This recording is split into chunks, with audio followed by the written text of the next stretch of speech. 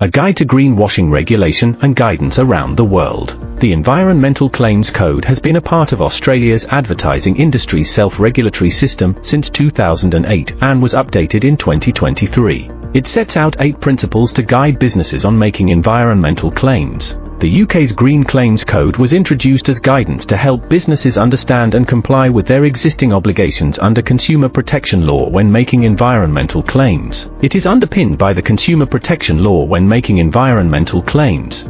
The Green Guides were first issued in 1992 and were revised in 1996, 1998, and 2012. The guidance they provide includes general principles that apply to all environmental marketing claims, how consumers are likely to interpret particular claims and how marketers can substantiate these claims, and how marketers can qualify their claims to avoid deceiving consumers. The Bureau states, false, misleading or unsubstantiated environmental claims may raise concerns under the laws enforced by the Competition Bureau, the Competition Act, the Textile Labelling Act, and the Consumer Packaging and Labelling Act.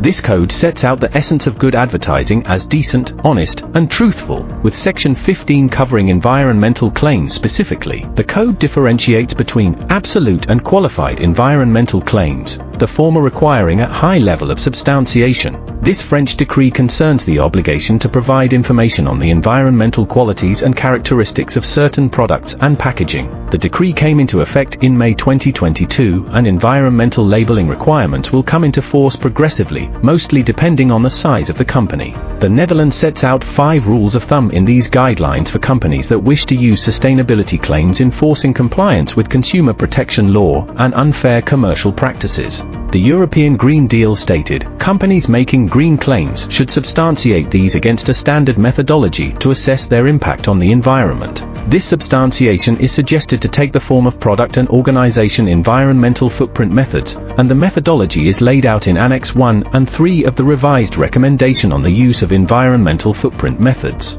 This proposal will replace the current Eco-Design Directive and establish a framework to set eco-design requirements for specific product groups to address and aim to improve their circularity, i.e., repairability, durability, energy performance, and other environmental sustainability aspects such as the presence of recycled content or substances that inhibit circularity.